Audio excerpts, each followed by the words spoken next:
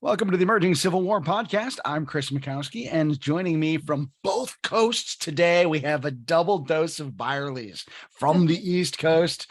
My right-hand person, Sarah K. Bierle here, and joined by her mother from the West Coast, Susan Bierle. Welcome to both of you. Thank you. Bierle's coast to coast. There's got to be like a logo or some jingle we can come up with there. Right. And you got our last name right. And for those that are watching the video portion of this, or if you ever happen to meet my mom and I together at the same time, be sure to let her know that you think she's my sister. She really loves that. I have mixed feelings about it, but she thinks it's awesome. And that is a true story. It has happened multiple times.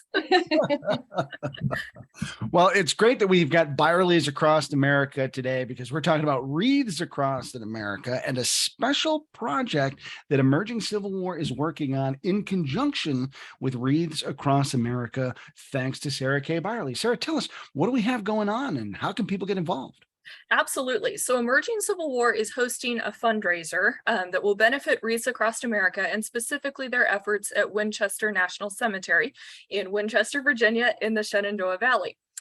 So we are hosting a fundraiser, and on Wednesday, October 5th at 7 p.m. Eastern Time, we are going to have a live program. And for those that have donated to the fundraiser, we'll be sending out a link. You'll be able to join us.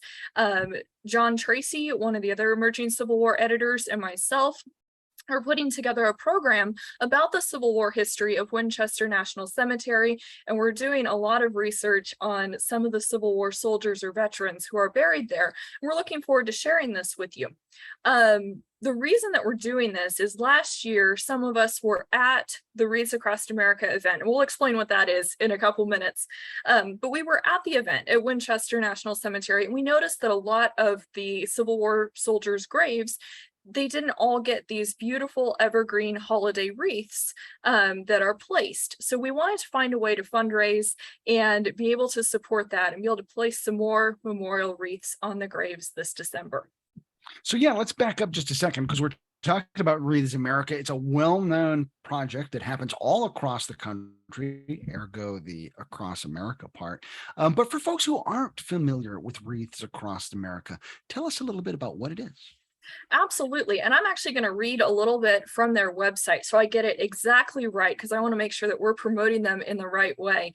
So Wreaths Across America is a 501c3 nonprofit organization founded to continue and expand the annual wreath laying ceremony at Arlington National Cemetery, begun by Maine businessman Morrill Worcester in 1992. The organization's mission, Remember, Honor, Teach, is carried out in part each year by coordinating wreath-laying ceremonies in December at Arlington, as well as at thousands of veteran cemeteries and other locations in all 50 states and beyond. And this year, in 2022, the date for this event is December 17th. And as of their website, which I was double checking tonight before we started recording, they have 2,500 locations across all 50 states that are already registered to help participate with this wreath laying. Wow. And for as succinct as their mission statement is and providing a little history there, I think the real impact is if you have ever gone to a national cemetery during this event or in the immediate aftermath of the event, it is a stunningly powerful experience to walk among those veterans' graves, all bedecked with those green wreaths and red ribbons. And it's a highly emotional experience. Tell me about that for both of you. What's that like when you guys get to walk those footsteps? Sure. Well, I'll just start, and then I'm going to pass it to my mom. So I first learned about Wreaths Across America and started participating when I still lived in California. I kind of see it as a little bit of a family tradition. So I'd like my mom to share how she found out about it and kind of got us involved. And then I'll share a little bit about some Civil War specific experiences with it. Sure. Well, I was first introduced to Wreaths Across America when my two boys were involved in Civil Air Patrol, which is an auxiliary of the United States Air Force. And so their squadron was going to be going and participating. And of course, my son wanted to go. So we got up early in the morning to go and do that. And it was really interesting. My children grew up going to cemeteries. We would go as a family. I was actually raised going to cemeteries to place flowers at our relatives and friends' grave sites at various holidays during the year. So it was something that we were all familiar with. And so it was a really neat thing when we found out about Wreaths Across America, and we were able to go and participate in that for the first time.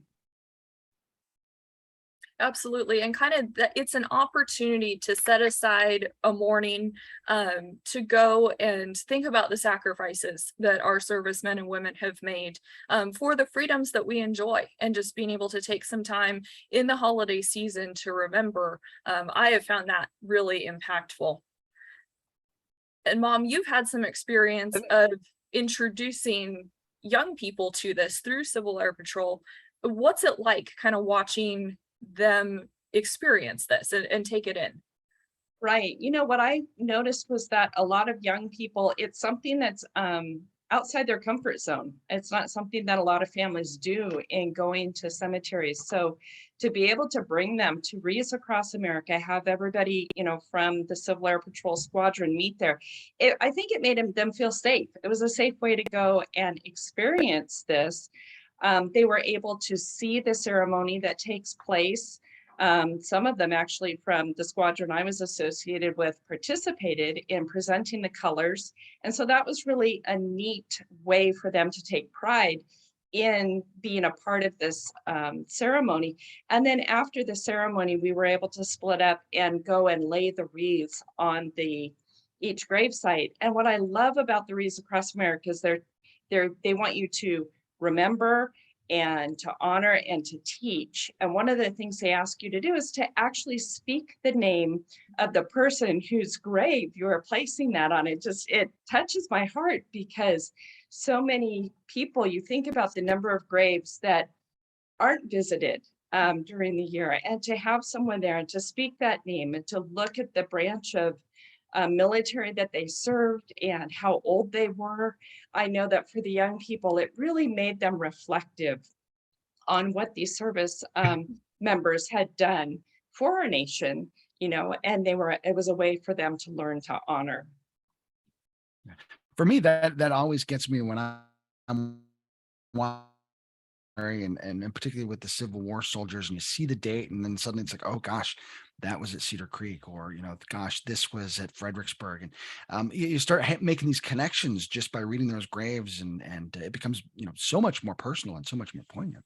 So now, Susan, let me ask you, because you talk about this as a project that really grew from the Civil Air Patrol, but you've got a son who's off in the Air Force and a daughter-in-law who's off in the Air Force. So that, I think, maybe adds an extra layer of poignancy to this connection to veterans.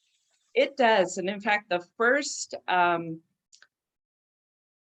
time that I participated in that, it was like when I first realized that my son really was probably going to end up in the Air Force, and being at that ceremony and, listening to the speakers and then hearing them play taps, it was almost overwhelming.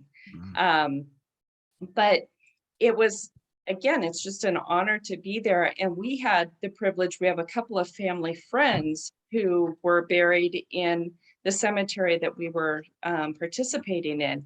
And so for my boys to take wreaths specifically to those graves, and for us to be able to take pictures of the wreaths being laid on those graves, and then to share those pictures with the widows who weren't able to be there, that was a really meaningful part of the day as well. Sarah, a moment ago, I talked about, kind of what it feels like for me to read graves and the connections that I can make. And I know that you've been doing a lot of research specifically as part of the project that you have coming up. So you've got even more layers and more depth of story that you can associate with some of these things. Tell me a little bit about what you're doing and how you're tying this into the Civil War experience of the soldiers who were buried in Winchester. Absolutely. And I'm going to back it up just a little bit to last year. And one of the reasons that I wanted to go to Winchester National Cemetery as opposed to Culpeper National Cemetery or somewhere that might have been a little closer to where I live was I felt like I had maybe a sense of responsibility, maybe a little bit of a sense of duty to go and place some wreaths on the graves of men that I knew fought at the Battle of Newmarket. Now, there's a little bit of debate, and we're doing some deeper research on this. We're not actually sure that soldiers who died at Newmarket are buried in Winchester National Cemetery, but certainly men of units who fought at that battle and then perished at other fights in the Shenandoah Valley are there. Let me just pause there for a second, because I think that that's an important point where, like, we just assume that these national cemeteries are well documented and we know exactly who's where and what, but like, gosh, we've got these forgotten stories and we don't even know all these connections, and what an added responsibility that places on us as historians to do the remembering. Right. And it's fascinating because on the National Cemetery's website, they say that soldiers from Newmarket are buried there. But so far, both John and I have been going over the rosters and we're not seeing anyone with a death date that would be connected to Newmarket. So I have a sneaking suspicion that more of the Newmarket dead might be in Stanton National Cemetery, because Newmarket is right on the border of the radius of 40 miles from Winchester that the early records say that they were disinterring the bodies and bringing them to Winchester. So we'll probably have a little bit more to say about that in the actual program. Research is still going on, but it was that idea that took me to Winchester. And I had never placed a wreath on a Civil War soldier's grave before. I had done World War I, definitely World War II, the Korea conflict, Vietnam, a lot of those at the cemeteries in California, but it was the first experience for a Civil War soldier. And I went directly to the section of the 34th Massachusetts because I knew a lot of those guys would have been at Newmarket, and it was going to be a way to remember and honor them. And, like my mom was saying, you read the name. And for me, it's like, you read the name in the 34th Massachusetts, and if there's any dates, you read those out loud as well. And, I would challenge anyone, can you read them out loud without getting a little bit choked up in that moment? And I know that may be hard for some people, but yet I think it's a good thing. It's a good thing to have that experience of remembering. Mhm. It's and I feel like that's really what draws me to the luminary at Fredericksburg National Cemetery every year, is because of that responsibility that I feel and those stories that I'm connected to, just as you're connected to the Newmarket story, and sort of feel that sort of responsibility. So let's we're talking with Sarah K. Bierle, managing editor of Emerging Civil War, and her mom Susan Bierle with Bierle's Across America. We're talking about Wreaths Across America, and just to make sure folks are following along, we've got two different events that we're talking about, one in support of the other. So Sarah, just refresh us. We've got an event that you are coordinating with John Tracy, and that John Eric Gillot will be helping to moderate, and that is in support of the December Wreaths Across America. Tell us about this interrelation between these two events. Right. So the fundraiser that we're inviting you to come and watch, participate online, that's going to be on Wednesday, October 5th at 7 p.m. Eastern Time. And I can share that we are planning to record it. So if you have made a donation and we send you that live Zoom link, but you are not able to join us live on October 5th, as long as technology is on our side and working well, we are going to record it, and we'll have a way to privately share that video link with you. And the link to join us on October 5th is for those who donate. So it's a $15 donation. That is the cost of one wreath. And we're donating all that is raised is going to go directly to Wreaths Across America, and we're going to designate it for Winchester National Cemetery. So both John Tracy and myself are donating our research time and then our presenting skills to hopefully create a fundraiser that's going to be memorable and hopefully a bit inspiring as we share some of these stories that we're coming across. I'm going to ask you to talk a little bit about the research that you've been doing. But first, if people want to donate, how can someone go and donate that $15 to help support a wreath for the grave of one of these veterans? Absolutely. So we have links that are on the Emerging Civil War site, and we're going to put those both on the blog post with this podcast. We'll also put it in the podcast description. So it's a PayPal donate link. It's very easy to use. I've done it myself. I think my mom has as well. So we hope that you'll consider making that donation. And then once you donate, we're going to have your email address and we'll get you that link so you can join us on the October 5th for the virtual event. So what is it that you and John are cooking up for this virtual event? Because it sounds wicked cool. Yes. Well, I'll give you a little confession. John and I were talking last weekend and we both admitted that this has been a lot harder than we thought it was going to be. The best intentions always go a little awry sometimes. Right. Like we were like, yeah, we know how to research soldiers. This will be easy. Well, it's been a little more challenging, but what I can tell you is we are finding some incredible stories, and we are finding stories connected to these names that may not have been told since these soldiers' family members, the last who remembered them personally, passed. And I'll tease just a little bit. One of the soldiers that I've been researching, he dies in a hospital in the spring of 1862, and he's buried at the hospital, and then later he's moved to Winchester National Cemetery, because Winchester National Cemetery, that is started the cemetery is dedicated in 1866. But this particular soldier, we were able to track his regiment, a lot of his experience, and then I found a letter that the surgeon wrote to his wife, and I'm going to be sharing that. And one of our goals as we share these stories, of course, we want to join in the Wreaths Across America ideal of remember, honor, and teach. But we don't want it to turn into a tragic festival. We want to really think about the service of these men and, let their names be spoken again, let their stories be told. And keeping in mind that these are people who really lived. Yes, we have that connection because we're looking at their grave, or we're looking at their name in a cemetery roster. But that is just where their story ended. They had a whole life that they lived and a whole reason that they put on the Union uniform. Most of them were volunteers. So we really want to focus on their lives and be able to remember that. Of course, we'll talk about the sacrifice, but really they lived, and we want to be able to tell those stories along the way as well. And Susan, let me bring you back into the conversation here, because I think, as Sarah talks about this notion that they lived, and I think the timing, having this in December, close to Christmas, we think about these Christmas wreaths, but, it is a time of celebration. So what's it like when you go to a Wreaths Across America event, just in general, what's the atmosphere there and what's it like? What happens? One thing that really strikes me about this is that they try to have each of these events across the country happen simultaneously. So on the East Coast, it's happening at noon.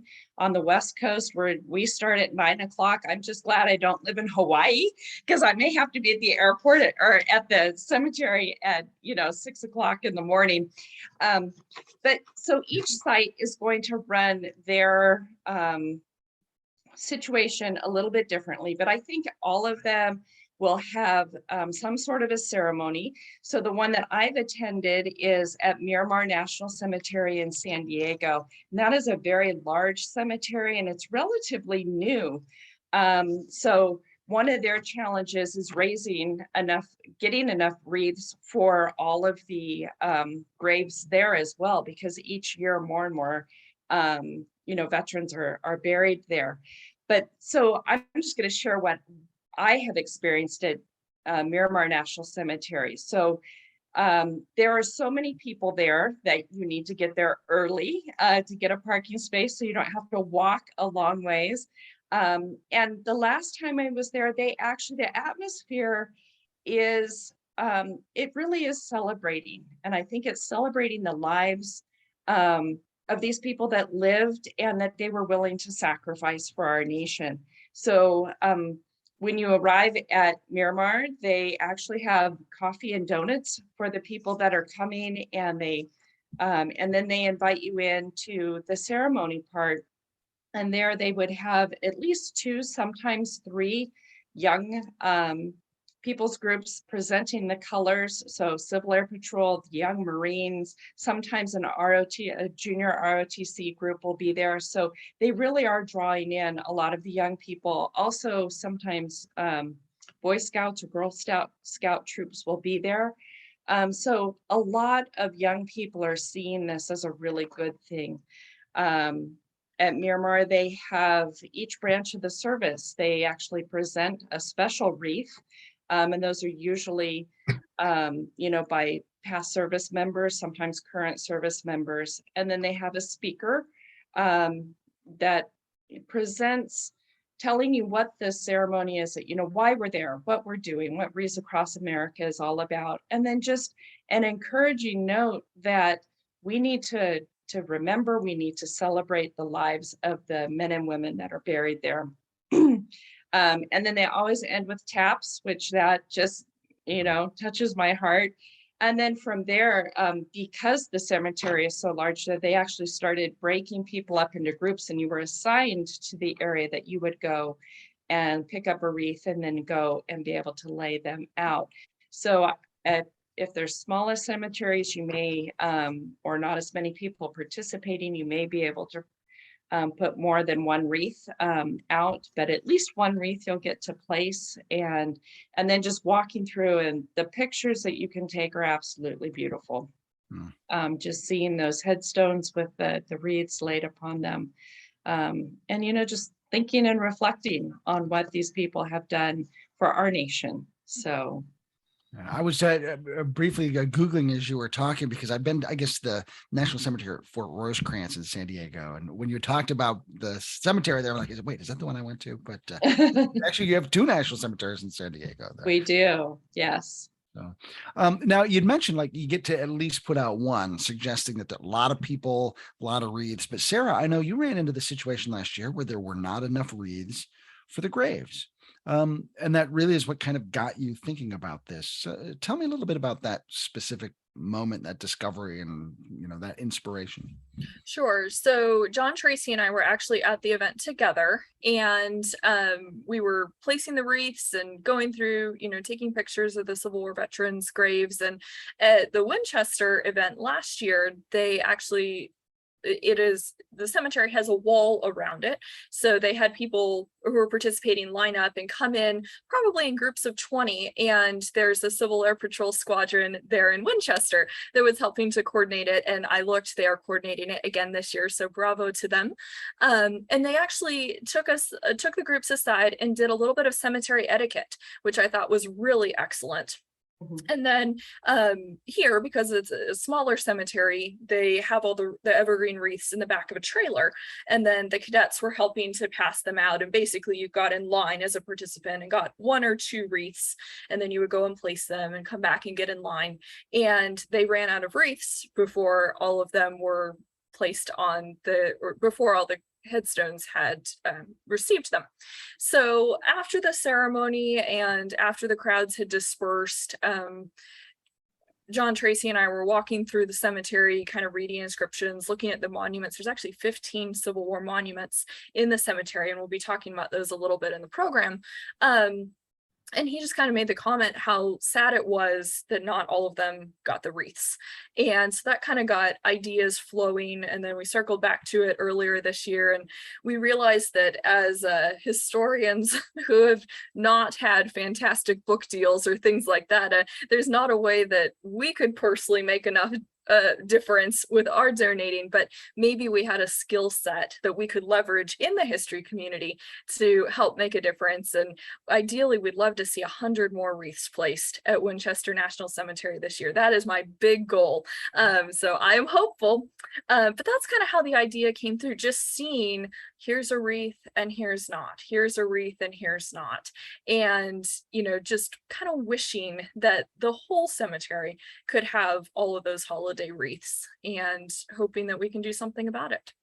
And it's just a fantastic event. I'm very excited about it. So we're looking at Wreaths Across America on December 17th. And I would suggest that at the very least, if you live near a national cemetery, go and observe and, see what's going on. And if they have need for volunteers, certainly pitch in and volunteer. But, you can do the same thing that Sarah and Susan have been talking about, where you can go and walk through the cemetery and read those names and look at those dates and think and reflect and learn and celebrate.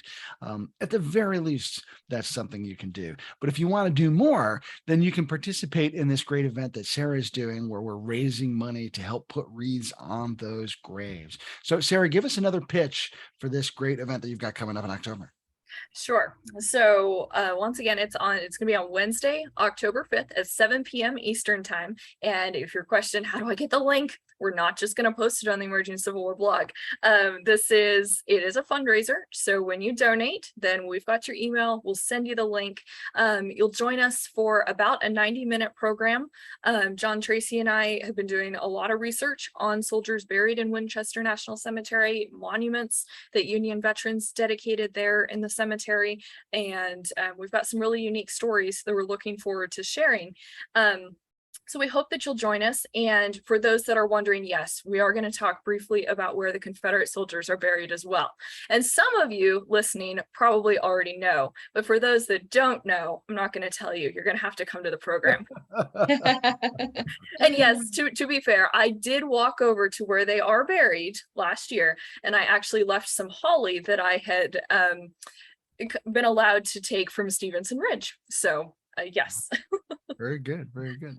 So before we wrap up, Susan, any final thoughts as you get ready for your participation this year in Wreaths Across America? I would just encourage families to go. It's a good way to visit a cemetery. If it's not something you're used to doing, whether it's parents or grandparents, take the young people and use this as a time where there's a lot of people there and you're doing something with a holiday spirit, and to be able to talk about just honoring those that have gone before us, those that have served our nation and that have made a difference. So I would call it a very safe place, a safe way to introduce young people to this thought of visiting a cemetery, because some aren't so into that, but it has more of that holiday feel, and yet you can still do the remember, the honor, and the teaching. Sarah, any final thoughts from you? I hope that our listeners will consider making a donation that we can pass on to Wreaths Across America for Winchester National Cemetery. And just being able to do the research on this project has given even more depth to that. And the stories that John and I have uncovered in our research on the Shenandoah Valley, it's been really special. So I am looking forward to sharing those. And I think if you haven't been to Winchester National Cemetery, whether you go in December or not, I think you'll want to go make a visit in person, see some of these grave sites in person that we're going to tell you about, see the monuments. There are some really lovely Union monuments in the cemetery. So it's a layer of Civil War history. It's also layers of Civil War memory. And we're going to get into that in our program on October 5th. Sounds like a fantastic event. Looking forward to it. I'm going to make my pledge right now for one wreath for each of members of the Mikowski family. So by the time this episode airs, I will have also made my donations. So thank you very much. Bank there. Yes, there you go. Well, I wish you the best of luck. Looking forward to tuning in myself. Sarah, thanks for being with us. Susan, what a pleasure to have you with us. Thank you. Thank you. So best of luck to both of you, and to our colleague, John Tracy, who's also helping behind the scenes. Thank you very much. I'm Chris Mikowski for Sarah and Susan Bierle, the Bierles Across America. Thank you so much for being with us here on the Emerging Civil War podcast. We will see you online, on the battlefield, and at Winchester National Cemetery.